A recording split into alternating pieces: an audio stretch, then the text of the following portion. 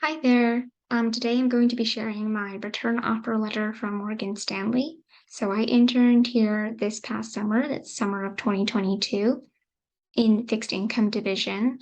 And so I'm just going to give a quick run through of the cover letter to give you a better sense of the compensation and also like what to expect.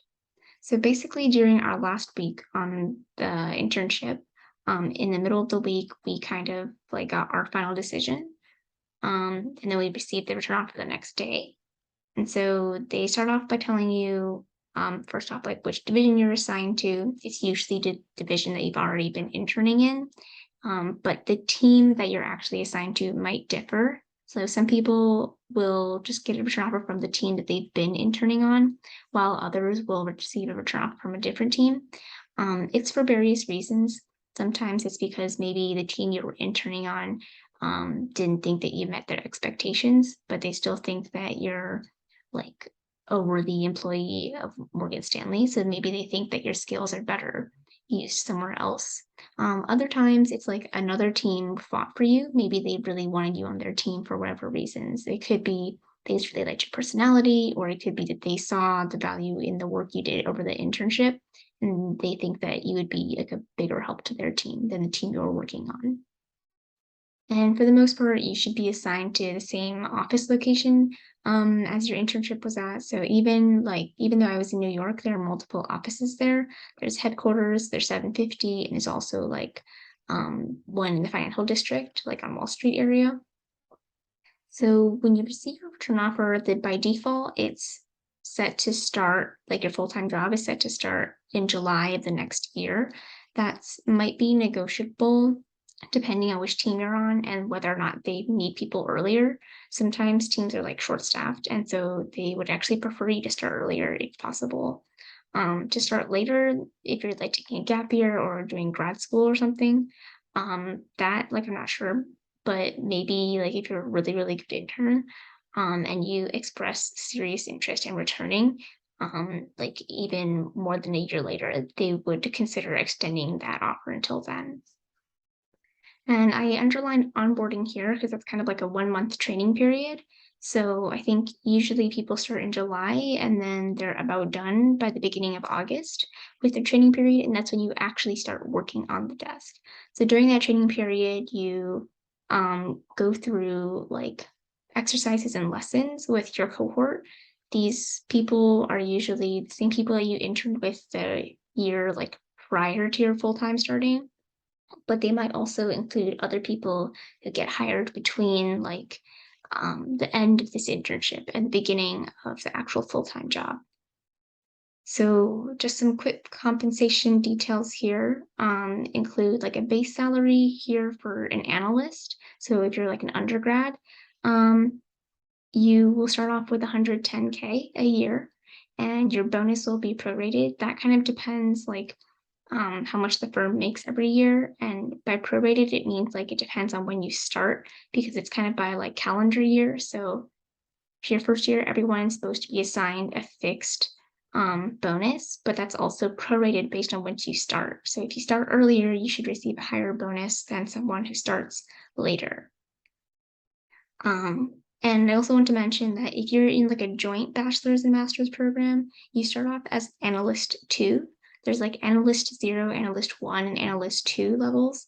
So if you are going to graduate with a joint bachelor's and master's from an undergraduate university, then you will start off as analyst two. That means you have like, I think like either 6 months or one more year until you get promoted to associate.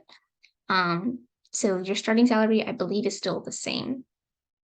If you're a master's student, you start off as an associate. I think at associate like zero, and your starting salary is 150K. If you are a PhD student or you already have a PhD, for example, your starting salary is 175K, and you also get a sign-on bonus of 40K. This is as of like this year. You know, these sort of things might change. I'm not sure. I don't know if there's a sign-on bonus for master's students, but there is not for like undergraduates. They do offer a relocation payment, like a stipend that's like 10,000. But do keep in mind that all of these like numbers, like sums of money, are going to be taxed too, and the tax in New York is quite high. So I'll go over that later. You get 20 days of vacation per year prorated from your start date. So that means for like however many work days there are in a year, you get 20 vacation days. But if you start in like July, for example, you'll only have like 10 vacation days for the rest of that year because you only have 6 months of that year left, like when you start. Yep. So the start date is like when your training starts. So it's really like the first time you step foot into the office, basically. And then they kind of end off this first page by telling you like some contact information of the human resources representatives that you can reach and where you can call, like how you can reach them at which phone number. And then we can move on to the next few pages to kind of really go into detail about it. So I already mentioned that the salary is 110K. It's going to be prorated. So that means if you start in July, you still have 6 months of the year left. So you should make around 55K that year, your first year. Again, that's going to be taxed. The tax in New York City is also pretty high. At least during my internship period, I noticed that I was taxed basically like 50% around there. I think some of that you will get refunded like after tax day, but that's like money that will be coming back to you like a year later. So just do keep in mind that these are heavily taxed. Yeah, you'll get paid like 2 times a month, usually in the middle and at the end of the month. And then we can move on to the second paragraph, which tells you about like your hourly pay and premium pay.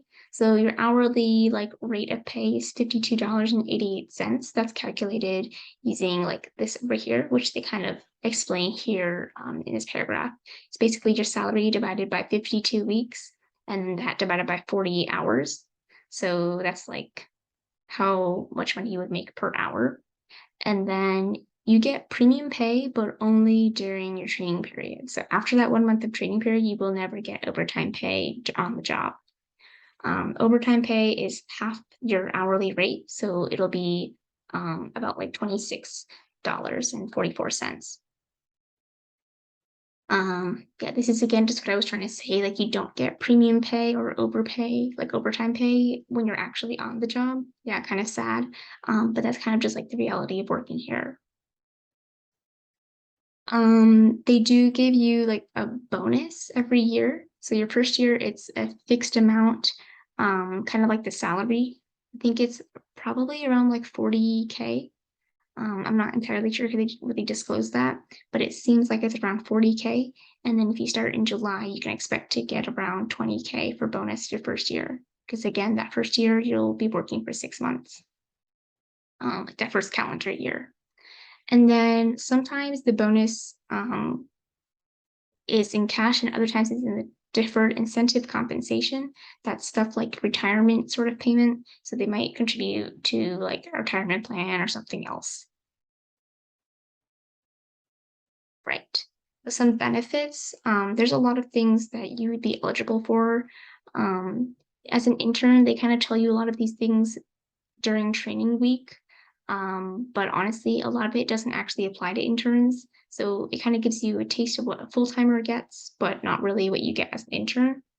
For example, full-time workers like usually get a lot of free services at their sort of in-building like clinic, at least in headquarters. I don't know about the other buildings.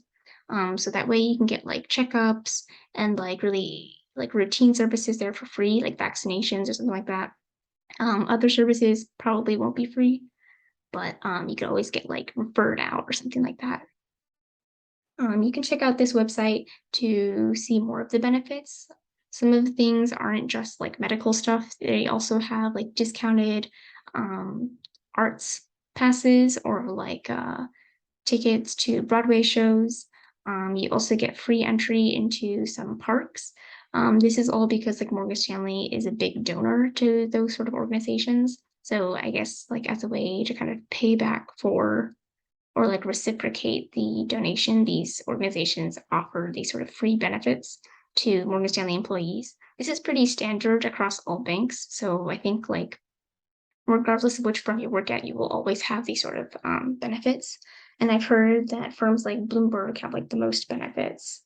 Yeah, so I think at least for Morgan Stanley, you can like get into the Met, MoMA, Guggenheim, Whitney, I think like MoCA and some other museums for free. And you also get to go into some parks for free.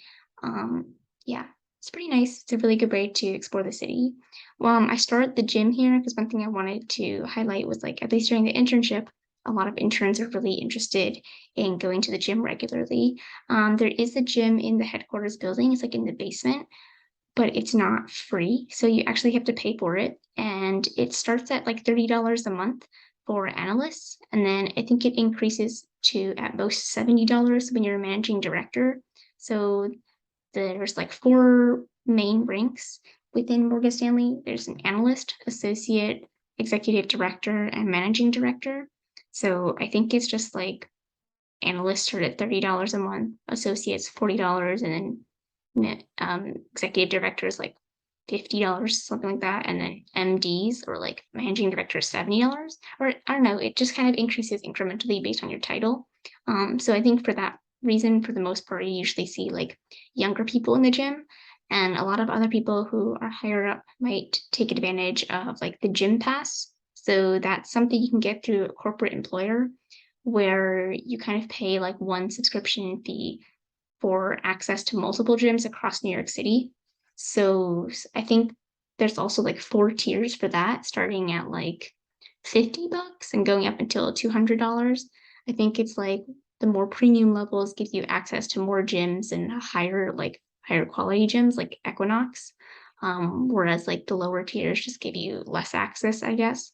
And I've heard that the really good thing about that benefit is that you can also participate in those gyms like classes. So if you like Zumba or yoga or like cardio, whatever those like sort of group workout lessons, you can also join those using that gym pass. But that's separate from the gym subscription that I started here. Can move on to relocation. So they give you $10,000. And I guess for analysts, they call this like your quote unquote bonus. You don't really get like a sign on bonus though. Um, and this is like just to help you cover costs for moving. Honestly, I don't know if it'll actually like cover all of your costs because at least for the internship, they give you like $500 for moving to and from New York City. And for a lot of us, it like wasn't enough to actually cover that. Um, because it'd be like airplane tickets or train tickets or bus tickets, and then also like to and from the airport by like Uber or taxi, something like that, it can get pretty pricey, honestly. Um, I underlined in green this 2-year anniversary thing. So depending on your start date, if you leave within 2 years of your start date, they expect you to pay back this $10,000. Just because you're supposed to be like signing on for the full analyst program, which is supposed to be like 2.5 years or something like that. But honestly, I've heard that a lot of firms don't really require it, or like they just kind of forget to ask you this money back. So I don't know if they actually enforce it. Again, this is taxed, so probably after tax, you'll only receive like around $5,000. We talked about vacation already. Um, yeah, this is just, again, all payments in here mentioned are going to be taxed.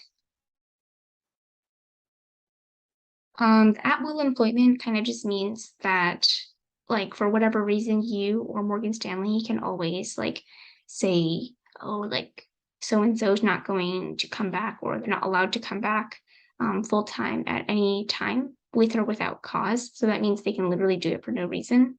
That's kind of what you saw going on in the tech industry earlier this year, where people were like companies were rescinding offers. So hopefully it doesn't happen here, but again, it's like a possibility.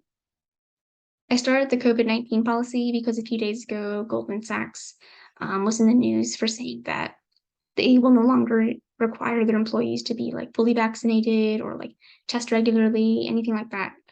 I think starting next year or something, or like very soon. So I suspect that Morgan Stanley will probably follow suit because all the big banks kind of follow Goldman Sachs a lot when it comes to these sort of things. So I'm not sure if this will be relevant or not, but at least right now, everyone who like goes into the office is supposed to be fully vaccinated. They will like conduct some just like I guess routine background checks. Paperwork, you usually have to do some fingerprinting and like ID photo. Um, but nothing like really out of the ordinary. Um, Licensing and registration, this is like depending on which division you're working in, whether it's like fixed income, investment banking, both management, investment management, technology, and also like which team you are within that division, your requirements for the licenses that you need to, I guess, like pass tests for will vary. Um, and you usually have like either, I think 60 days to like 180 days to complete those licensing requirements. So you'll have plenty of time to do that on the job. And you also will be given like a bunch of online modules for training. They're kind of like not really that hard to understand though. It's kind of like just like things that you'd be able to do without even listening to the video. But I guess it's just required for like legal purposes or something. And I started this last thing because one thing that's like kind of a big con of working in a bank is you will be monitored for the trades you have on your personal like trading accounts. So anything that you want to buy, sell, purchase, so on, needs to be approved by the firm beforehand. And they usually kind of like unofficially like audit your stuff by requiring you to like share um, regular like statement overviews of your accounts, just to make sure that you're kind of following the guidelines that they put forth. Let's see. Arbitration agreement is like basically you signing away your right to file a lawsuit in court or like some sort of jury court law case. You can also get like a waiver for that. Um, Pay to play is basically like anytime you want to make a political contribution to a party or to a PAC, you need to get that approved before you do so because like for legal reasons, if you're not approved and ends up like going against the law or like misrepresenting Morgan Stanley as an entity instead of like you as an individual donator, it can bring in some big legal trouble. Yeah, I think that's everything. But yeah, hopefully this was helpful. I just wanted to show you guys kind of what the offer is like for the return offer for the undergraduate uh internship. And I guess I forgot to mention, but if you are a sophomore, like if you're doing the sophomore program, your base salary is 75K. So there's a pretty big jump between that and then when you're a junior or senior, which is 110K. Hopefully this is helpful and I can definitely like answer any more questions in the comments.